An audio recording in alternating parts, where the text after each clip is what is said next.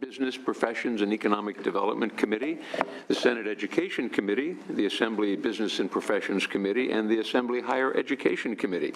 Today's Sunset Oversight hearing will focus on the Bureau of Private Post-Secondary Education. The primary purpose of this review is to assess the effectiveness and efficiency of the Bureau in protecting students and to determine whether changes in the law or in the Bureau's operations or functions are necessary. The focus of any conversation about the Bureau and Private Post-Secondary Act should be about finding balance between a thoughtful regulatory structure that allows good schools to thrive while at the same time establishing meaningful opportunities for students. We must continue to ensure that the Californians working to better their lives through education and skills-based training have some confidence in the quality of education and training they receive. It is also important for us to find ways to increase accountability for California students, as well as for the significant amount of public and private resources spent on educational and training endeavors. Most significantly, it is our job to ensure that students are provided proper recourse through the Bureau and the vast array of tools the Bureau has to help these people in the event that they are not provided all of the opportunities they were promised. I look forward to our conversation today, and I'd like to now invite Senator Carol Liu, the chair of the Senate Education Committee, to make any opening remarks. Senator Liu. Thank you, Senator Hill, for the opportunity to make some brief remarks. Last year, the Senate Education Committee and the Business Profession and Economic Development Committee, it's a mouthful, had a joint hearing regarding the Corinthian College's closure, which focused on the educational and financial repercussions for Corinthian students. Today's hearing also follows the February closure of Maranello schools, which abruptly ended studies for thousands of Californian students. So as we've heard from these or learned from these cases and others like them, the state's ability to provide appropriate levels of oversight, access timely and accurate information, and protect our students' investment in completing their education is very limited. That said, I look forward to a productive conversation about our oversight structure, its current challenges, and some opportunities for improvement. We have a full agenda, so thank you very much, Mr. Chair. Thank you, Madam Chair. And now, Assemblymember Jose Medina, the chair of the Assembly Higher Education Committee. Mr. Medina. Thank you, Senator Hill. Good afternoon. The Higher Education Committee has primary jurisdiction in the Assembly over private post-secondary education. We have traditionally strived to view this segment as an important part of our overall higher education structure, but we cannot ignore the illegal and predatory practices by some institutions within the for-profit sector. With billions of dollars in public funds at stake, California must focus on student protection and enforcement of the law. In the long term, I believe we need a structure that evaluates these colleges and universities and their overall contribution to our educational and economic needs. In the immediate future, we have to make sure that the Bureau is prioritizing the rights of students and properly enforcing the law. I'm looking forward to hearing from the Bureau, the Department, and the stakeholders on how we can achieve both our short and long-term goals. Thank you, Mr. Medina. And I know Assemblymember Salas is due here any moment and we'll have his comments when he arrives. But in the meantime, if the Director of the Department of Consumer Affairs, Mr. Gadani, and the Bureau Chief, Joanne Wenzel, would come forward and make a presentation, please.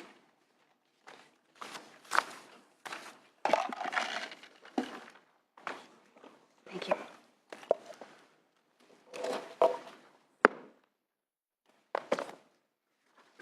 Thank you. Before we do, since we do have a number of other legislators who have joined us today, if anyone else would care to make some opening comments or remarks, feel free to. All right, very good. Mr. Director, welcome. Mr. Chairman. Good afternoon.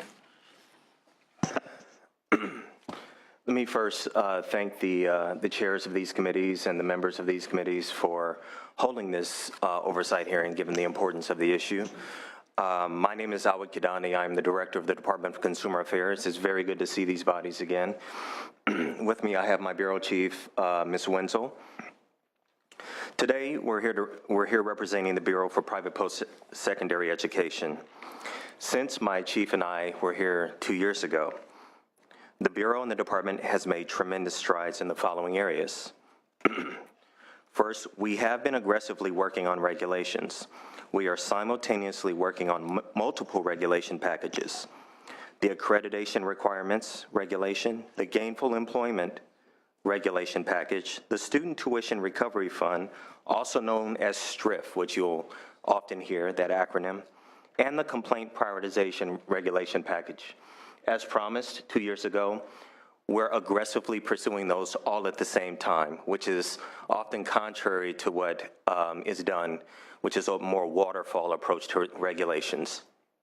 Second, members, it has been clear that the Bureau has IT issues, long-standing legacy databases that do not talk to each other. That's clearly presented a problem to myself, Ms. Wenzel, and her ability to fully realize the potential of the Bureau.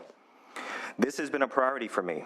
As such, my top IT staff has worked directly with the Bureau to create a way to work with the patchwork of IT systems to talk to each other and provide the Bureau with the best tools to protect students.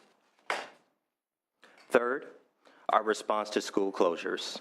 The Bureau and the department has learned from all of the school closures it has faced and will continue to learn from any such closures in the future in implementing new and better ways to meet the needs of the students. Essentially, adaptation and lessons learned from each one of these closures has proven to be very, very important. Whether it's a large school closure or a small school closure, these are still students. Lastly, but not least, increasing outreach. The Bureau is attending student outreach events at least once a month, providing monthly trainings for institutions and providing opportunities for additional stakeholder input. Members, to better see the achievements of the Bureau, we have prepared handouts showing the numerous areas in which the Bureau has made vast improvements and progress. With that, my chief will expand on each of these accomplishments in her testimony, and I will now turn it over to Ms. Wenzel to explain more clearly and in depth. Thank you very much, Mr. Director. Thank you, sir. Good afternoon, chairs and members. I am Joanne Wenzel, the Chief of the Bureau for Private Post-Secondary Education. Thank you for the opportunity to represent the Bureau today and to provide additional information on several issues and recommendations that have been offered by the committee's staff. I would like to begin with a very brief review of the Bureau's history and functions. In 2010, with the enactment of AB 48 and the creation of California Private Post-Secondary Education Act of 2009, the Bureau was established within the Department of Consumer Affairs. The Act directs the Bureau to create a structure that provides an appropriate level of oversight, establishes minimum operating standards for institutions, resolves student complaints, ensures institutions provide accurate information, and makes certain stakeholders have a voice. The Bureau also investigates violations of the Act, unlicensed activity, and administers the Student Tuition Recovery Fund. As the director indicated, the Bureau has made strides since the last sunset. The Bureau contracted with CPS HR Consulting to determine how to improve workflow processes and the appropriate level of staffing. A year ago, the Bureau submitted budget change proposals to right-size the staff, implement the recommended process changes, eliminate the backlogs, and implement SB 1247. As a result, as of July 2015, the Bureau received authority to increase its staffing. In contrast with the testimony I provided during the last sunset, the Bureau is reducing backlogs in every functional area. We have been closely monitoring our progress over the last year, and we have seen a 36% reduction in the licensing backlog, 26% more complaints completed. Year to date, the Bureau has completed more complaints than it has received, a 944% increase in citations issued, fully implemented monthly licensing and compliance workshops. We are averaging one student outreach event a month, and we began hosting pre-regulation stakeholder meetings.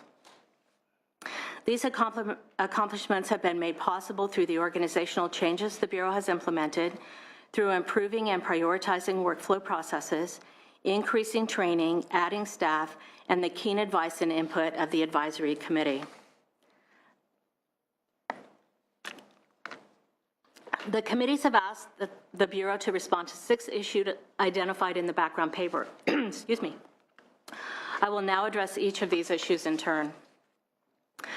The first issue I will address is the Bureau's investigation and enforcement backlogs. As I stated in my opening remarks, the Bureau has made strides in reducing its backlogs. Even with an increase in complaints, the Bureau has completed 33% more complaints than it has received year to date.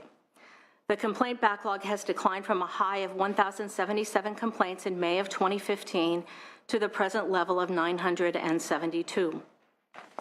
Of those 972 complaints, approximately 35% are cases that have been internally generated by units within the Bureau. As I discussed earlier, the Bureau completed 26% more complaint cases in 2015 than it did in 2014. We also increased the number of citations issued in 2015 by 944%. In addition to implementing the provisions of SB 1247, the Bureau has implemented many additional internal changes to improve the investigation and complaints processing. We have been working diligently with the Advisory Committee on the complaint prioritization process, and regulations should be noticed soon. The Bureau has been working with the Office of Information Services within the Department of Consumer Affairs to create a process for merging multiple data sources in order to create a complaint prioritization system. The Bureau has a plan to resolve the backlog and increase our efficiency in the citation process.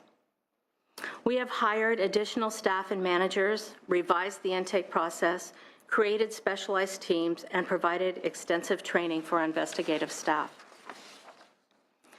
In addition to all of the improvements I have already discussed, the Bureau has identified possible statutory enhancements that could make the Bureau even more effective.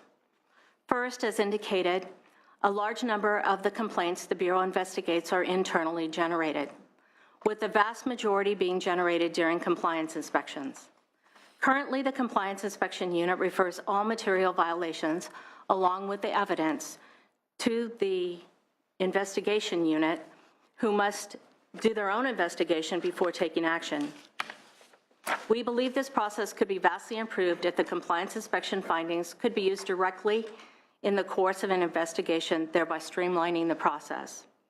Second, as demonstrated by several of the recent school closures, the Bureau is not the only entity that has oversight over private post-secondary institutions. There are a myriad of federal, state, and even private organizations that have some level of oversight. If institutions were required to report an investigation or action by other regulatory entity, the Bureau could react more quickly in order to provide better student protection. We look forward to working with the legislature this year to achieve these consumer protection enhancements.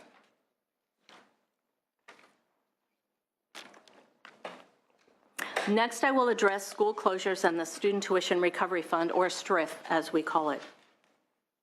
In April of 2015, the Bureau worked with multiple agencies through the largest school closure in Bureau history. In the course of this historic closure, the Bureau learned the following: be proactive, request student information ahead of time, and coordinate with other licensing entities as appropriate. 2, early communication is key. Communication with students, the advisory committee, and stakeholders is best as early as possible. 3, coordination is complex. The Bureau attended 13 different school locations within 2 days, which involved coordination of multiple divisions of the Department of General Services, and the deans of each school location. It gets complicated. And 4, transcript dissemination. The Bureau has processed over 8,500 transcript requests for former Corinthian students. The Bureau applied these lessons learned when Maranello Colleges of Beauty, another large school, closed earlier this year. The Bureau acted first in taking emergency action when it determined the school was not financially sound. We immediately reached out to Maranello ownership to obtain student information and transcript access. In an effort to facilitate information sharing, we contacted the Board of Barbering and Cosmetology, Department of Veterans Affairs, and the U.S. Department of Education, along with Maranello's accreditor. With the contact information in hand, the Bureau communicated with students explaining the situation and provided information about the Student Tuition Recovery Fund, options for students facing closures, and opportunities to speak with Bureau staff in person. Following the notice to students, the Bureau communicated with impacted legislative staff and stakeholders to make them aware of the closure. The Bureau redirected 37 of our staff to 36 campuses around the state over a 2-day period to meet with students and let them know their rights and responsibilities with regard to transfers and STRIF, and to provide them with transcripts. The Bureau had the opportunity to meet with 83% of the students at these in-person meetings. The Bureau reached out to students that did not attend, made them aware of their rights, and that the Bureau had their transcripts. All transcripts not delivered in person were mailed to the student's last known address. In the case of any school closure, the Bureau works to contact students and inform them of their rights. The 2 examples I just provided are of large school closures, but the Bureau takes the same care regardless of the size of the institution. When processing STRIF claims, the Bureau works with students to have all student loans, both federal and private, discharged before paying the claim from STRIF. This mitigates the possibility of inadvertently gifting public funds. The Bureau always verifies that loans have been forgiven, and if for any reason a student is later asserted against a student loan is later asserted against a student, the Bureau will reopen the student's STRIF claim, regardless of the amount of time that may have passed. Additionally, the Bureau has been actively working on STRIF regulations and is confident that they will be noticed by June. These regulations will address a number of new provisions enacted in SB 1247, including expanding access for monies provided by third-party payers, such as Pell Grants. In anticipation of the final regulation package, the Bureau took the intent of SB 1247 into account and is considering STRIF claims from students of Corinthian and Maranello if they were enrolled in the institution within 120 days of closure. The Bureau will also reopen any claims that have been processed that may have been eligible under any of the new provisions being implemented in regulation dating back to the effective date of SB 1247. Now I will discuss the relationships the Bureau has with other regulatory entities. For enforcement purposes, having a Memorandum of Understanding, or MOU, in place can reduce some redundancy in the investigative process and in some cases speed up the disciplinary process. When the Bureau receives evidence from other entities, such as the Board of Barbering and Cosmetology, it reviews it for violations of Bureau law. As another example, when a nursing school loses its approval by the Board of Registered Nursing, the board notifies the Bureau, and the Bureau takes action against the institution to take away the Bureau's approval of that program. To formalize and make this process consistent, the Bureau has 5 active MOUs with the following entities: the Board of Barbering and Cosmetology, the Board of Registered Nursing, the Board of Vocational Nursing and Psychiatric Technicians, the Respiratory Care Board, and the California Acupuncture Board. The Bureau has been in communication with the California Massage Therapy Council regarding an MOU, with the Bureau submitting a draft to the Council in early March, but has yet to receive any further communication. Even without MOUs in place, the Bureau feels it has good working relationships with other regulatory and oversight agencies for purposes of licensing and determining educational quality. Some of the entities are the Emergency Medical Services Authorities, Architecture Board, and the California Department of Public Health. The Bureau also works with individual licensing agencies, programmatic accreditors, and other certifying agencies. The next topic I will discuss is unaccredited degree granting programs. In January 2015, the Bureau contacted 159 institutions offering at least one degree program with no evidence of accreditation. 50 of those institutions either provided evidence of accreditation, closed, surrendered their degree programs, or in the case of 3 institutions, were issued a notice of suspension of their approval to operate as degree-granting institutions. There are 109 institutions that submitted plans for accreditation. Of the 109 institutions that are moving through the process, 5 institutions have already submitted verification of accreditation. 37 have already met the July 1, 2017 mandate that they be in candidacy or pre-accreditation status. 2 have opted out of accreditation and surrendered their degree programs, and 65 are in various stages of their accreditation process. The unaccredited institutions generally enroll between 50 and 250 students in a mix of in-person, distance, and hybrid programs. With regard to the administrative fund and fees, the Bureau was constantly monitoring its resources and needs. Expenditures and revenues are continuously tracked and reviewed. When the Bureau was established, it was allocated 63 positions. This level of staffing was not sufficient to regulate the existing number of licensed institutions. Therefore, the Bureau sought additional resources through the annual budget process to align staffing with workload needs. Currently, the Bureau has 101 authorized positions.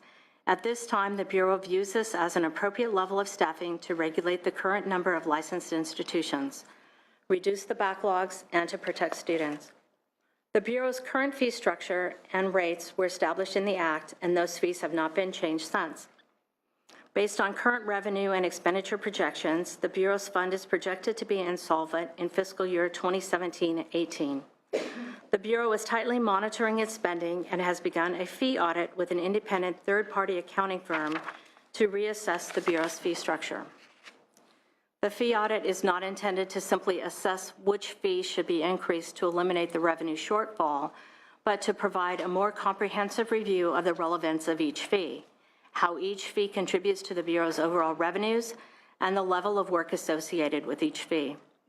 The fee audit should allow the Bureau to establish a fee structure with rates that are fair and equitable to all institutions and based on the Bureau's licensing, enforcement, and administrative workloads to regulate those institutions and to protect students. The fee audit is scheduled to be completed in May and will be presented to the advisory committee. Finally, I will discuss disclosures, data, student outcomes, and measuring student performance. As was mentioned in the background paper, the Bureau has contracted with Sacramento State University to perform a study on disclosures. The goal of this report will be to determine the effectiveness of disclosures that California students receive prior to enrollment at private post-secondary educational institutions. The Bureau anticipates that this report will provide the Bureau and the legislature with valuable information that will allow for increased student protections. In addition, the Bureau is tackling the controversial regulations defining gainful employment and has addressed over 650 comments that have been made on the language to date. We made the decision to issue multiple modified texts in order to address the many thoughtful comments that we received. We continue to work through the process to achieve the best final language possible. This concludes my testimony. Thank you for your time. I'm happy to address any questions you might have. Thank you, Ms. Wenzel. I appreciate that very much and appreciate your testimony. I have a number of questions I'm sure members have as well. Assemblymember Olson, looks like you're ready to go. Okay, great. Thank you, Mr. Chair. Bear with me as I get to my question, or perhaps a couple of questions, because it requires some background. But one of my priorities is making sure that our education systems and institutions are meeting the current demands of the workforce. And much of the way we can do that, for a variety of reasons, is through the institutions that the Bureau regulates today, through the private sector, because they can adjust more quickly. So I'm concerned, and I've worked with the Bureau on similar issues over the last 6 years with institutions that are trying to either receive their license or accreditation. And so last week, I read an article in the Chronicle that is titled, "Why Coding Camps Are Taking So Long to Get Licensed in California." And the Bureau, and I understand the decision, but the Bureau sent cease and desist letters to, I believe, 17 boot camps organized to teach instruction in coding. And this is also a passion of mine. I've carried numerous bills to try to advance computer science education in California because we have such a tremendous skills gap between the jobs available in the workforce now and in the future and the number of people that were graduating from computer science programs, including coding. One of the reasons is because we just need to be able to meet the demands of the economy. Another reason is I want to make sure our kids are equipped for success in today's economy. A third reason is the more we equip California students for success, the less reliant we'll be on H-1B visas to bring people in from overseas to fill these jobs. And so this article clearly caught my attention that we've sent 17 cease and desist letters to organizations and companies that are trying to meet the skills gap. And the issue was that they weren't licensed, and so they were suggested that they apply. No problem with that so far. My problem is that only 2 have been licensed since those letters went out. And one of the comments being made is that the Bureau says camps often submit incomplete applications. And in your testimony, you indicated it's not a staffing issue. You said that you view today's staffing levels as appropriate for the demands of the job. And so if it is incomplete applications, here's my concern, is what are we considering incomplete? Last week, from another state agency, I received a letter in the mail with a form that I had submitted, and I received a letter in the mail saying my application or my form is incomplete because it's missing an email address. So whoever processed this form of mine took the time to write a letter, to send back the form, to send back a check, because it didn't have an email address. And probably a fraction amount of the time that was spent preparing all that, they could have called me and got my email address in probably 5 seconds. So my concern is, what is the Bureau considering an incomplete application, and how can we as the legislature partner with the Bureau to make sure that we're expediting the licensing of not only these coding companies, but numerous other institutions that are working really hard to meet the demands of students who are really trying to upgrade their skills and be able to compete in what's becoming an increasingly global marketplace. If we can't move the Bureau to the place where they can have a 944% increase in licensing rather than citations issued, then we're not really doing a great job of meeting the demands of the workforce.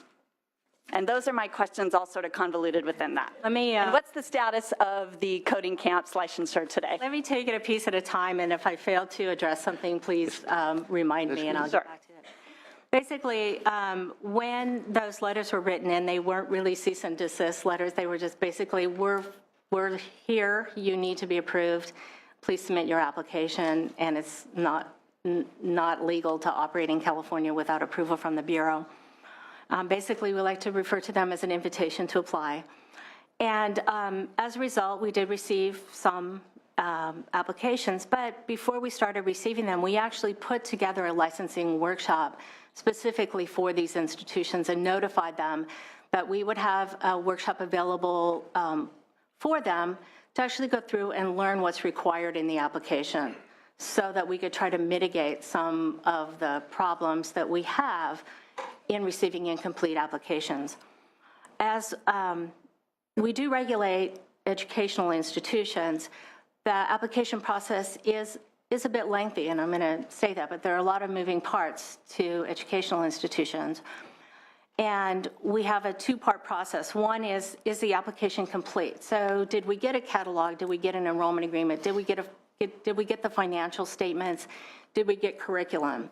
And that is a process, that's initial review of the application. And if we don't have any of those, if we're missing some of those parts, we can't review the application. So because we have this historical backlog, we look at that first. And we also have a mandate to let the institutions know timely if it's not complete. And then we send a letter if it's an incomplete application. And then the second part is it compliant? And that's when we have staff that have to go through all of those pieces. And if it was simply a matter of a missing email address, they would be on the telephone, or they would find some other way to get a hold of someone at the institution for that. I can't speak for any specific thing, but for the most part, when we have incomplete applications, it's because we're missing financial statements or an enrollment agreement or a catalog, a big chunk of data that we need before we can move forward. And the letter, is it indicating lack of completeness of the application? Is it specific to what components are missing in order for them to come into completion? You know, we've gotten a lot better at that because we know that the more specific we can be, it increases our odds of getting what it is we need to be able to complete it. Okay.